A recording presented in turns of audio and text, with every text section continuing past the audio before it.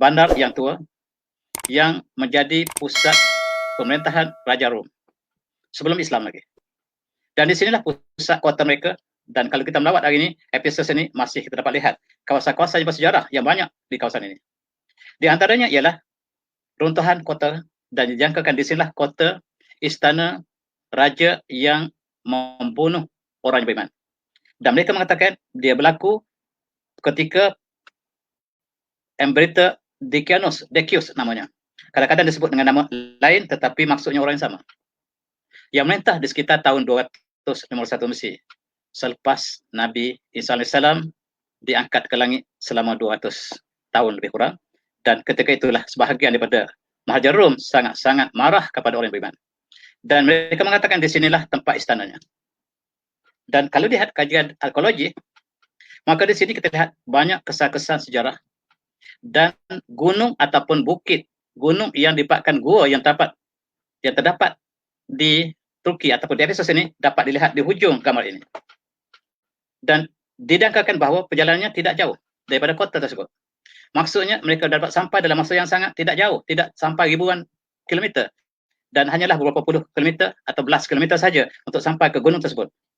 Dan di gunung tersebut ada gua yang hampir menepati apa yang disebut dalam konteks dia ada lubang di atas. Dan di sinilah kita lihat kesan-kesan pemerintahan Raja Rom yang sangat zalim terhadap Islam. Maksudnya orang yang beriman ketika yang beriman dengan Nabi Isa AS. Dan mereka ada tempat-tempat permainan mereka, ada masjid stadium dan sebagainya. Dan inilah yang lebih meyakinkan bahawa di sinilah tempat berlakunya peristiwa tersebut. Dan pemuda itulah pemuda istana. Pemuda-pemuda bangsawan. Pemuda-pemuda daripada keluarga bangsawan yang berada dalam istana. Dan mereka di dalam filem yang difilmkan oleh filem daripada Arab, daripada Mesir, menggambarkan mereka adalah anak-anak orang bangsawan. Tetapi apabila ketika raja membuat satu persembahan ataupun satu penghadapan di bandar istana, setiap orang menyatakan kesetiaan kepada raja. Mereka menganggap raja sebagai Tuhan. Tetapi ada 7 orang pemuda yang mengatakan kami tidak menyembah selain Allah SWT. Dan mereka dipenjarakan.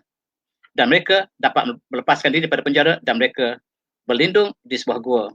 Dan gua itu dijangkakan di sini. Dan tempat itu Ephesus dekat dengan Kusadasi.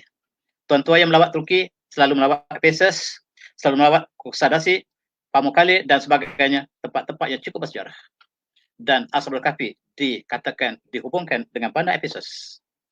Dan di sini kita lihat raja yang memerintahnya ialah raja yang Decius, yang ada lagi bukti sejarah yang dia memerintah dan dia sangat zalim. Ini adalah uang emasnya, uang peraknya yang menggambarkan wajah raja yang sangat zalim tersebut.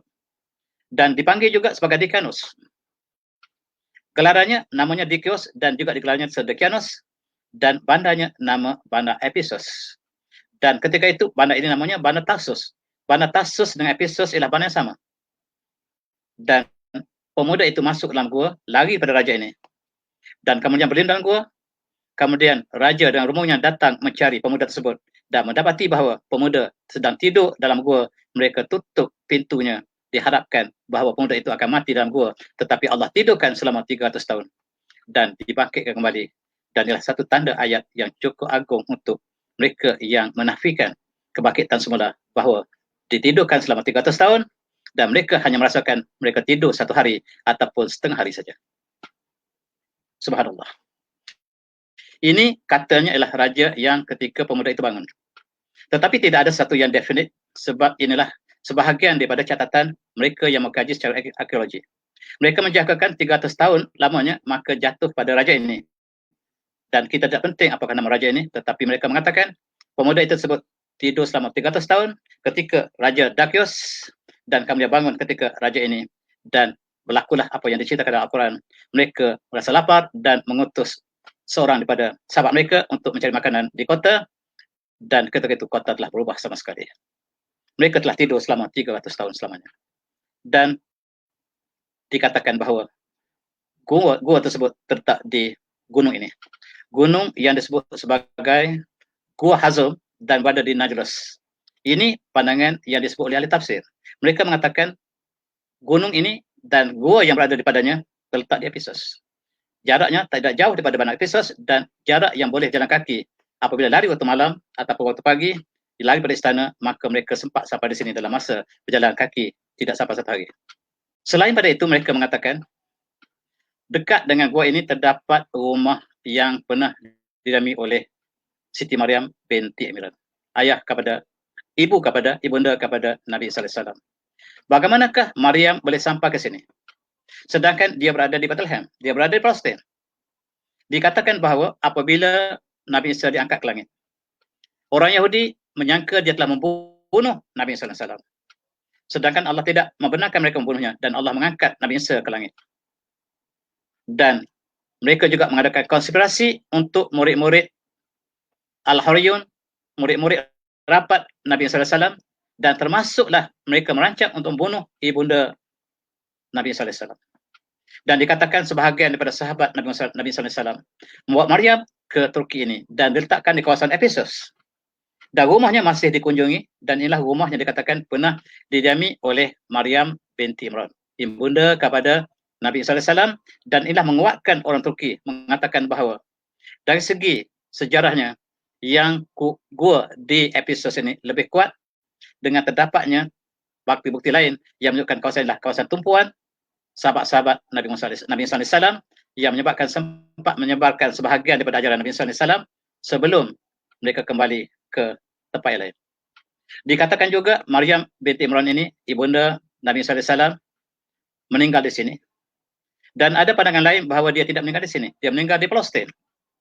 Barangkali dia kembali semula ke Palestin apabila suasana tertenang, tetapi rumah ini diabadikan dinamakan sebagai House of Virgin Mary oleh orang Kristian dan oleh orang Islam. Mereka sama-sama melawat tempat yang sama.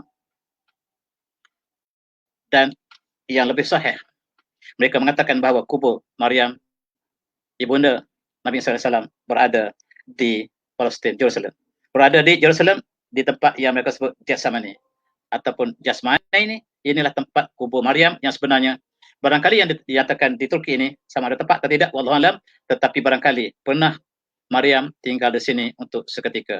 Dan kita lihat bahawa berkembangnya agama Kristian, agama yang berubah daripada ajaran Nabi Isa, juga berlaku di kawasan ini. Dan tempat itulah Bandar Nikia yang tidak jauh dari Ephesus ini. Dan berdasarkan kepada fakta-fakta inilah, maka ahli tafsir berpendapat bahawa gua yang dapat di Turki ini lebih rapat, lebih kuat buktinya berbanding dengan apa yang berada di Jordan. Tuan-tuan, dalam filem yang difilmkan menunjukkan bahawa raja ini adalah raja yang memerintah ketika itu sangat ganas.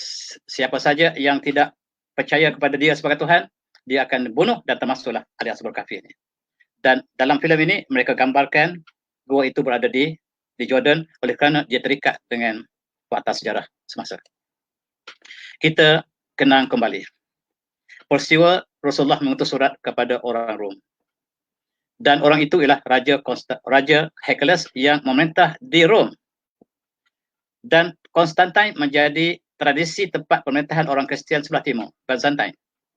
Surat ini menyuruh Byzantine supaya untuk beriman pada Allah. Sebagaimana bunyi surat ini yang dihantar oleh baginda Rasulullah melalui para sahabatnya. Dan surat ini berbunyi seperti berikut. Bismillahirrahmanirrahim. Min Muhammadin abdillah wa rasulih ila Hirqal azim Rum. Surah ini daripada Muhammad, hamba Allah dan Rasulnya, kepada Hercules, pemimpin Rom. Salam alaikum huda, dan sejahtera bagi mereka yang mengikuti petunjuk. Amma ba'du, fa inni ad'uka bi Islam aslim taslam. Wa aslim ya'tukallahu ajran maratain fa in tawallaitai. Wa alaika ismu arsijin. Rasulullah mengatakan bahawa saya menyuruh anda, wahai Hercules, kepada Islam. Dan Islamlah anda, nescaya anda sejahtera. Dan Islamlah anda, nescaya Allah akan menggunakan anda ganjaran 2 kali ganda. Dan sekiranya anda berpaling, maka dosa seluruh orang Arsiyin tertanggung di atas kepala Hercules. Itulah surat yang ditulis Rasulullah, lebih kurang maksudnya. Dan Rasulullah tamat surah ini dengan ayat Quran, surah Al-Imran. Ya ahli kitab ta'alu ila qiratin sawa'in bainana wa bainakum alla na'budallah wa la nusyrika bihi syai'an wa la takhza ba'duna ba'dan arbaba min dunillah fa in tawallaw faqul syahadu anna bi anna muslimun. Surah ini ditutup dengan surah Al-Imran, mengajak Hercules kepada Islam. Hercules ketika itu berada di Turki. Turki sekarang. Dan surat ini ketika Hercules sampai ke Baitul Maqdis, surat ini diberikan oleh sahabat Rasulullah kepada Raja Herkul dan Raja Herkul membacanya. Dia termenung membaca surat ini sebab dia sememangnya menunggu seorang Rasul yang bernama Ahmad, yang dia bawa gambar Rasulullah ini ke dalam istananya. Gambar Rasulullah ini dilukis berdasarkan kepada Injil yang menceritakan bagaimanakah rupa Rasul yang bakal diutuskan, dan dia dapat kenal Rasulullah lebih daripada anaknya sendiri. Sebab maklumat tentang Rasulullah dinyatakan dalam kitab Injil dengan tepat dan dilukis oleh orang Rom. Dan gambar ini berada di istana Hercules. Dan dia sudah hampir mengatakan bahawa dia akan beriman dengan Rasul yang masukkan.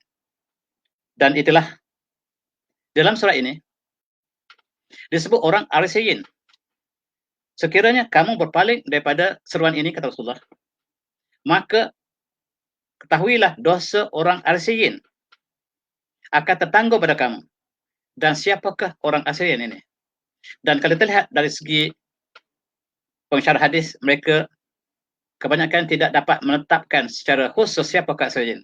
Tetapi mereka mengatakan dialah sebahagian daripada pengikut Nabi Musa yang tepat, yang benar. Dan oleh sebab itu, di antara pandangan ialah Arisiyin ini ialah mereka yang masih mengikuti agama Nabi Isa yang baik, yang tepat. Oleh sebab itu, dia adalah pengikut kepada seorang pemimpin Kristian yang bernama Arius. Sebab Arius menolak Kristian. Sebab orang Kristian percaya kepada Trinity, tetapi Arius percaya kepada Unity. Arius mengatakan Tuhan satu. Tuhan Maha Esa. Nabi Isa bukan Tuhan. Nabi Isa adalah Rasul. Allah berikan kelebihan kepada Nabi Isa, dan pegangan Arius ini hampir sama dengan kitab Islam. Cuma yang satu yang tidak tepat dengan Arius ialah dia tidak mengakui Rasulullah. Yang lain apa yang mereka akui ialah sama seperti kita, bahawa Allah adalah satu. Dan Nabi Isa diutuskan Allah SWT untuk sampaikan mesej kepada orang Israel. Dan lawannya ialah Anastasius. Anastasius ini mengatakan Tuhan satu tapi tiga. Dan mereka bertentangan pandangan, dan akhirnya yang menang ialah Anastasius. Dan orang Asios ini dizolimi. Pengikut Arius dizolimi ketika itu sebelum Islam lagi. Dan dalam satu persidangan yang berada dekat dengan Ephesus, namanya Banda Nisya, Banda Nikia, dan sekarang dekat dengan Banda Izmail, berlaku persidangan di kalangan pendeta Kristian untuk menentukan siapakah Nabi SAW. Arius mengatakan dia adalah Rasulullah, dan Anastasius mengatakan dia Tuhan, dia anak Tuhan. Mereka berbincang dalam majlis yang besar ini.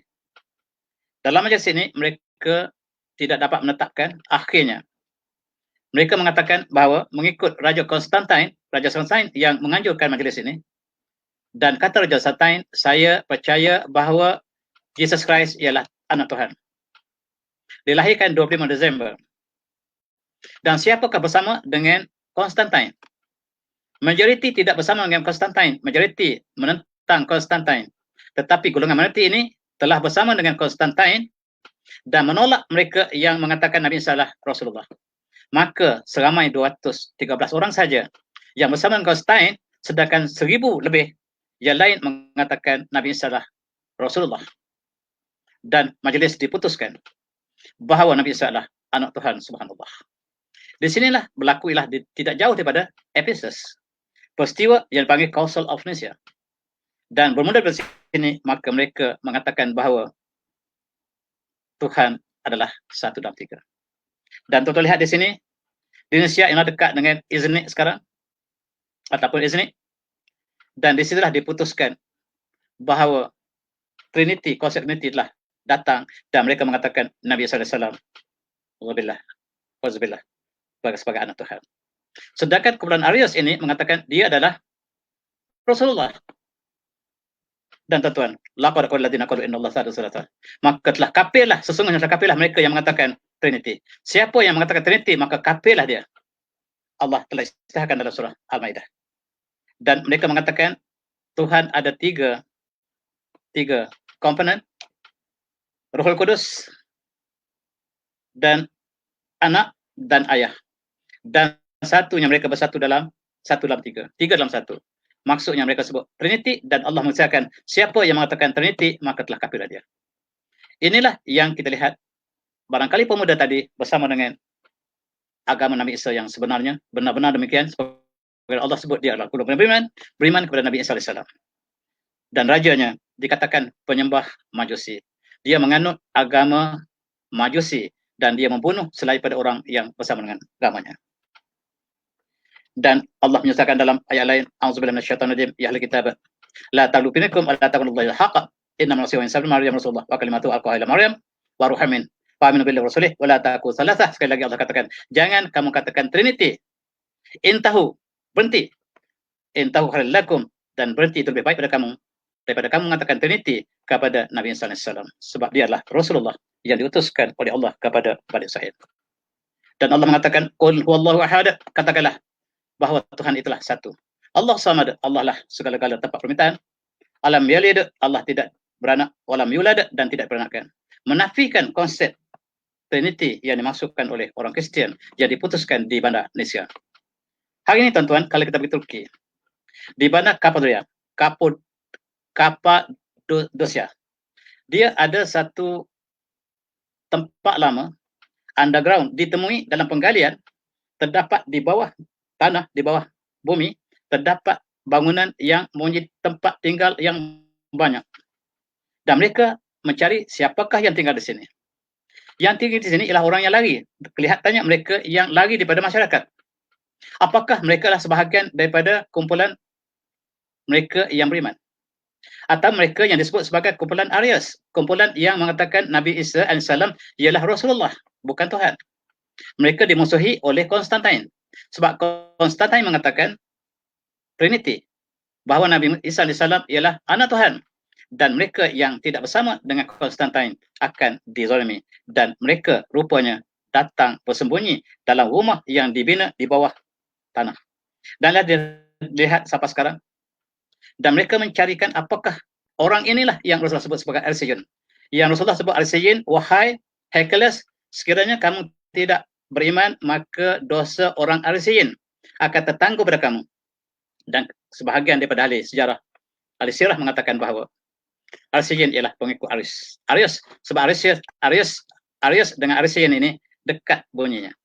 Dan mereka menjangkakan bahawa mereka yang beriman telah lari ke kawasan Kapadosia ini dan mereka bersembunyi dalam kawasan-kawasan yang terpencil. Mereka membawa kitab-kitab Injil mereka yang asli dan mereka beramal dalam keadaan yang mereka tersembunyi dan mereka terpencil daripada kehidupan yang lain. Dan itulah yang digambarkan oleh sebahagian pengkaji dan tuan-tuan yang melawat Kapadosia ini. Dan kalaulah benar catatan ini, maka disitulah tempat berlindungnya orang yang beriman dan mereka lari daripada penguasa yang zalim. Dan tuan-tuan yang semati, gambarnya cukup kompleks. Di atasnya ialah bandar, tempat tinggal, tetapi di bawahnya mereka ada bertingkat-tingkat tempat yang ditemui ini. Dan tempat ini dijangkakan tempat mereka tinggal kerana mereka lari daripada pemerintah yang zalim. Dan pastinya tentu ada di antara mereka mempunyai khazanah kitab Injil yang asli, ataupun yang lebih asli daripada apa yang digunakan di luarnya. Dan tuan-tuan yang semati, di kalangan tokoh-tokoh yang lepas, ramai pengikut Arius. Pengikut Arius yang mengaku bahawa Nabi Isa AS, Jesus Christ, ialah Rasulullah, bukan Tuhan. Di antara mereka lah Newton. Newton mengatakan saya adalah Unitarian, maksudnya dia pengikut Arius. Dan dia percaya bahawa Nabi Isa AS ialah Rasulullah, bukan Tuhan. Termasuklah Presiden Amerika yang bernama Thomas Jefferson, yang sebelah kanan.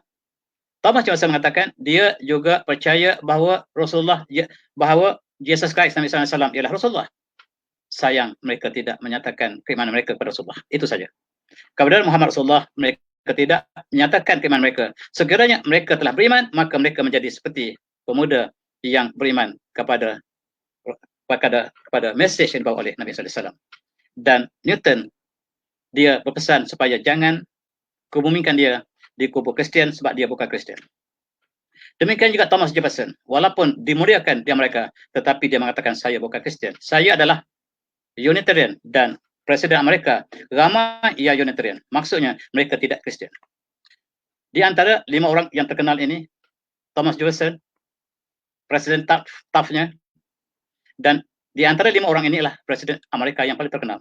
Kebanyakan mereka tidak percaya bahawa Nabi Isa alaihissalam, Jesus Christ ialah Tuhan, anak Tuhan, dan dinafikan oleh Presiden Amerika. Sebab itulah kita lihat ajaran Unitarian yang mengatakan Arius ini benar, yang mengambil pandangan Arius mengatakan Jesus Christ ialah Rasul, diikuti oleh kebanyakan Presiden Amerika, dan mereka menggelarkan mereka adalah Unitarian, iaitu lawan kepada Trinitarian. Trinitarian lawan kepada Unitarian. Unity lawan kepada Trinity. Mereka adalah mengikut Unity, maksudnya Tuhan yang satu. Jesus Christ adalah sebagai Rasul. Dan cuma mereka tidak sama dengan kita sebab mereka tidak mengakui kerasulan Rasulullah SAW. Itu saja. Dan tuan-tuan, kita lihat salah-salah pada Presiden Amerika, dia bernama William Howard Taft. Sangat terkenal. Dia kata, I am a Unitarian. Saya adalah orang yang percaya pada unity, kepada Tauhid. Maksudnya Tauhid Nabi SAW. I believe in God. I do not believe in divinity of Christ. And there are many postulates of Orthodox creed to which I cannot subscribe. Saya tidak boleh terima pandangan gereja Ortodok sebab dia menyalahi apa yang saya pahami. Dan saya tidak sekali-kali mengatakan Nabi Isa itu, Jesus Christ itulah sebagai Tuhan, dia hanyalah sebagai Rasul semata-mata. Inilah pandangan orang Unitarian. Tetapi sayang, hari ini, tuan-tuan, pelajarilah tentang bagaimana kehidupan orang Unitarian ini, yang mereka lah mengikut kepada Arius, yang barangkali mengikut pengkaji yang disebut oleh Rasulullah sebagai Assyrian dalam surat kepada Heraklius tadi. Wallahu a'lam, apakah tepat atau tidak.